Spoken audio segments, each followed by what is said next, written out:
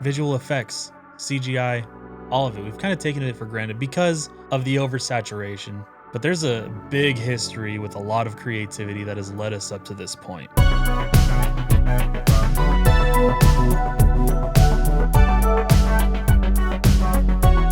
Like for me, like part of what makes watching movies so much fun is like there's a sense of magic to it. It would be impossible if it weren't for the illusions that filmmakers have figured out how to harness the magic with and create some of the most like visually stunning spectacles that we can see as humans. Yeah, well, I mean, that's going to be, I think, a major talking point of this conversation that we keep coming back to is the magic of it. And that you watch something and you're like, holy shit, how did they do that? Yeah. That's been around ever since film has been around, I feel like, at this point, or motion picture, not film necessarily, but that question of how did they pull that off? Like, how did they do that? It's such a fun way to look at films. For filmmakers, the way that they choose to visually tell their stories, with so many people being able to do it nowadays, the people that can do it with style and with creativity and like a fresh take, it's impressive. And those are, I think, the directors and storytellers that will like go in history, like Christopher Yeah, I mean, they Nolan and totally, yeah, those movies absolutely stand out, and it's to the point where, yeah, the especially early filmmakers, like early, they were closer to magicians almost than filmmakers with the illusions and trickery they would have to use to oh trick yeah. the camera into capturing something, and those frames would only last like a few seconds at most, and then it's gone. It's really interesting how Mhm. much work it took to put in to like a few seconds of film. Yeah, like I was watching clips of the 1933 King Kong with the stop motion that they did, Yeah. and it's insane. You can watch it even today and just see the amount of work that went into that. Like the fight scene between King Kong and that T-Rex on Skull Island. And then they also used optical composing, which like placing two different styles of film on top of each other, as well as puppets and miniatures. And the stop motion for King Kong alone took 55 weeks. Damn. Honestly, that's like impressive because I feel like watching it back, like I said, just even to this day, you can see how long it must have like all of the little tedious movements that they had to make over and over and over. And yeah, like you said, just for a few seconds of footage, it's hmm insanity. 55 weeks is impressive, honestly, bro. Yeah, yeah. I mean, you've heard stories of stop motion taking so long that, like, yeah, 55 weeks is pretty impressive. These techniques never really died. Even to this day, we're using stop motion, but with new technology, we're able to do things like, Nightmare Before Christmas, Fantastic Mr. Fox, Wallace and Gromit, this like stop motion animation style where it's a combination of stop motion figures, like like the actual puppets, but then they also layer it with this like digital animation to create like a hmm smooth, seamless universe. It's really cool. it is amazing. I was looking sort of into like the very early days of this, Mm. and from what I found, the first use of sort of this filmmaking magicry that we're talking about is the stop trick. In 1895, Alfred Clark was making a movie about the beheading of this queen, Oh. and he had the actor who was the executioner raise his axe up, and then he would stop, and then the actress was there for that, and then she moved, everyone stood completely still, they brought in a dummy, and then he said action, and then the executioner was able to bring down his sword, and they would just Uh-huh. kind of piece those two together. So it was a bit jagged, but I mean that sort of photographic magic is only possible with motion pictures. It was the first time that anyone has seen anything like that. Quentin Tarantino kind of talks about that a little bit. He goes, film is actually just a bunch of pictures. We play them fast enough next to each other, and it creates this illusion of movement. So even the capturing of film is in a way its own effect, at least according to Tarantino. That's why he only wants to use actual film. He'll never go digital, because he feels like even just the act of capturing pictures that quickly on film is its own of magic, kind of movie magic.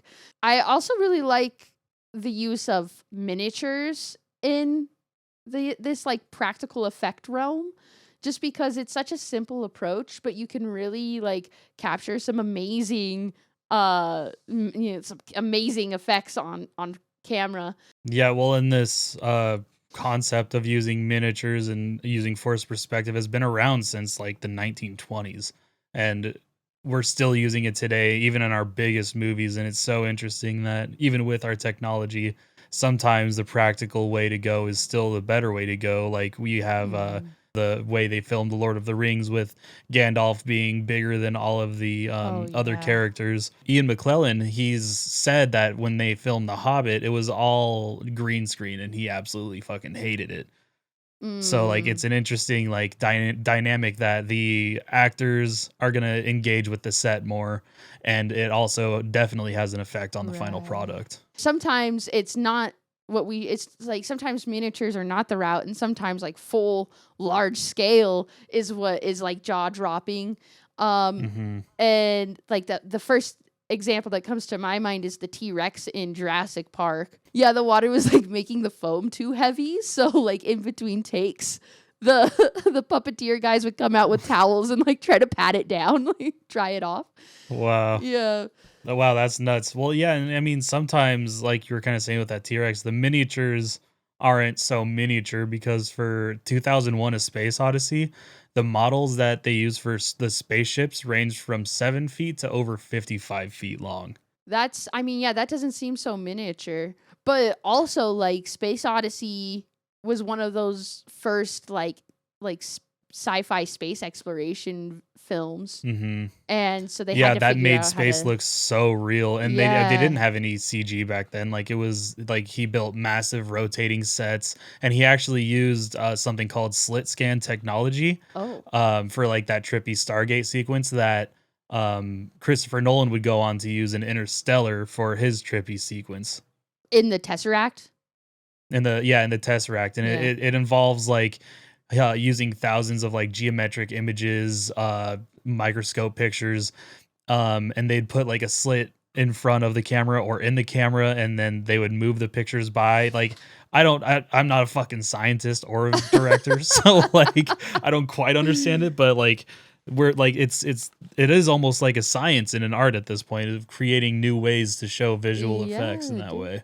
Yeah, 100%. I think that's why Christopher Nolan gets the reputation he does, because he's finding ways to capture like these really visually interesting things, and then you go back and look at how he did it and you're like, "Oh my god, like I can do that." Like or Hmm. so you think. That's what Yeah. they Yeah. Oh, that's easy. Well, and also, Wes Anderson is huge into miniatures, and he used a lot of Mm, puppets for his newest film that came out recently. But I what mean, yeah, there's pictures of okay. his sets, and Asteroid City. Asteroid City. Um, there's pictures of his sets, and it's just like these crazy detailed miniatures with like puppets and puppeteers. Like I don't know, it's such a cool Mhm. way to film and make something. It's so interesting. Well, it is very interesting because like sometimes you look back in time and you see some like really campy horror films where it's just like, wow, that was a bad puppet. Or even sometimes like no hate, because I know that Evil Dead is like one of those iconic practical effects horror films, but like sometimes you look back and you're like, wow, okay, well you really stretched for what you could do at the time, you know? Yeah, yeah, for sure, absolutely. But these are like techniques that we've combined with like CGI nowadays, where it's like you can have like a puppet, but then CGI the face onto it, and Yeah, like it just it's ignites the the imagination and brings life to something that at the end of the day is like literally just foam or wrapped around somebody's hand, you know? Yeah, it is so cool, and it's also interesting too how the progress of practical effects has sort of also hit how we film things, like with the development of the motion control rig, Mm. which was developed in the 50s, but the first major use of it was with the first Star Wars movie, where they could really accurately move the camera so then like they could put other ships behind it, like layering the films on top of each other, like the optical print or whatever the fuck it is, Mm-hmm. and like being very precise with their shots and being able to just change things and look at it easier, and it just made it made that movie entirely possible. I mean, Star Wars: A New Hope changed the trajectory of what movies were going to look like. ILM, Industrial Light and Magic, that's the VFX department responsible for Star Wars. It was actually created by George Lucas for Star Wars, and now to this Hmm. day, it's still a fully functioning visual effects company that you can hire out, and people do hire them out for all sorts of films. They did 2001: A Space Odyssey. Oh, okay. They landed a hand in that. They landed hand in all sorts of Mad Max Fury Road, The Jungle Book, The Lion King, obviously all of Star Wars. Um, Hmm. but it's just like a group of individuals who are really dedicated to pushing the limits of what we think is possible to show on film, and they're really just in the business of coming up with wild answers to some of these problems. And it's because of like them pushing this industry that we have a lot of the effects that are going to continue to like make movies fun to see, and a new experience for, hundreds, hopefully hundreds of years to go. Who knows? What if we all die tomorrow? Yeah, yeah. Yeah, no, I think so too. And it's really cool how in this specific part of this industry, sometimes the craziest idea is the best idea. Hmm. Even though it might not be the cheapest, it might not be the most practical, if it might just fucking work. And I just love like encouraging that sort of thinking. Seeing them struggle like with budget Hmm. and struggle with the like we were saying, the practicality of shooting that movie and just having it become this huge massive hit is so cool to watch. It gives me goosebumps, bro. Like, that's the magic. That's what makes movies so That's the awesome. magic, yeah. Yeah, and ILM is like absolutely leading the charge. For me, the most exciting piece of visual effects, like phenomenon, is stagecraft, which is that digital backdrop technology that they're using in Hmm. like The Mandalorian. And that's all through ILM. They're the ones that are owning that technology right now. Yeah, I mean that is so exciting because like we haven't had it feels like we haven't had a big breakthrough like that in a while. Like in the 90s we had the groundbreaking like Terminator 2, Jurassic Park, The Matrix, like all CG kind of heavy movies that broke the sound barrier in every way. And then Right. the like 2000s we had The Lord of the Rings, and then having Gollum be the first CGI character to interact with the real actors, and then later on we had the first Avatar movie, Oh, which I think Avatar. was the last like big CGI like advancement that sort of shaped where we're at now. But now with the Mm-hmm. stagecraft we have going on, like we're able to have artists render a background in Unreal Engine Yes. 5, which I don't if you haven't looked into it, Unreal Engine 5 is fucking bonkers. It's unreal. And having these actors be in that environment and having the crew be in that environment and Hmm. almost feel the wind on their skin in that environment is so fucking cool and exciting. And So cool. you could see the quality upgrade when you watch Mandalorian, because has some of the best visual effects out there right now. You shoot back in time and you think of this exact same concept that they were using back in the day by painting like these giant, super detailed backdrops, like Gone with the Wind, right? Hmm. And it's still that exact same concept, but now with a modern twist of this digital element of basically using these screens to project your backdrop onto. And that is so cool. That is ingenuity, and that's the kind of thing that's going to push us forward. Yeah, I'm excited to see that for sure, and just having that fully conceptualized. I think it'll make for better performances and better looking Hmm. movies, especially now when it's so oversaturated with CGI, and it's I feel like we need that sort of advancement in the industry for sure. Anytime you had to invent technology to make your movie, that was sick. Yeah. Yeah. Yeah, well, and then that technology carries on, and then it's just like it's another layer added to the director's playbook. Like it just Hmm. keeps getting bigger and bigger. I think really it's just like anytime a director and a cinematographer are willing to take on like capturing that magic practically in camera like as much as possible and then using modern day technology with like your CGI and your color keys and all that stuff, like using that to take it to that extra mile but not relying solely on it. The Flash. Yeah, I mean, I completely agree. We're at a point now where visual effects are pretty much like super accessible to any aspiring filmmaker, and it's going to be interesting seeing how that moves forward, especially with AI on the rise. I saw a video of like a video that was taken on someone's phone, and they used AI to replace the person in the video with just Oh a man. model of a monster, and it was like seamless. So yeah, it's going to be very exciting to see how this next generation of filmmakers come to be. Like, who's the next big voice? Where do we find them? Are they just going to make a fucking movie and put it on YouTube like comedians are making specials and just putting them on YouTube? You know what I mean? Like Yeah. Look, Hollywood is not in a good spot right now, and it certainly needs innovation. This will always be a cornerstone of movies is capturing the magic of our imagination and putting it into a visual spectacle for audiences to enjoy. And as long as that is the goal, visual effects will be a pillar on which these movies stand.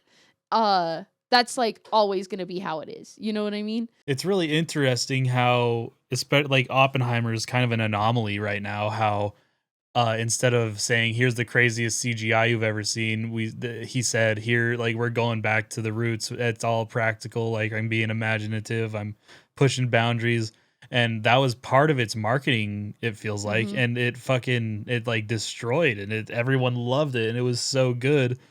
So it's interesting that we're kind of Christopher Nolan has kind of brought us back to that point of wonderment of looking at the screen and being like, oh shit, that's actually real. Well, I think that's so cool. It's necessary, honestly. I mean, we live in Hmm. a society of shock factor and just those jaw-dropping moments come at 3-second intervals as we swipe our thumbs up and down on our phones. You Yeah. know what I mean? So if we can find ways to like ignite imagination, with like you said, like that's actually happening. Like that's Hmm. real in front of me, kind of like that's magic in its own right nowadays, and that's really cool to harness. Yeah, totally. We have a fun problem now where it's almost like choice paralysis for the creatives because everything's possible. So it's like, what do we focus on? What story do I want to tell? How do I want to tell it? But like, there's so Yeah. many avenues you could go at this point, which is amazing. I think it's better to have all the choices than none of them. Shout out Mad Max Fury Road for the Oh yeah, practical effects they used and major. stunt work. Insanity.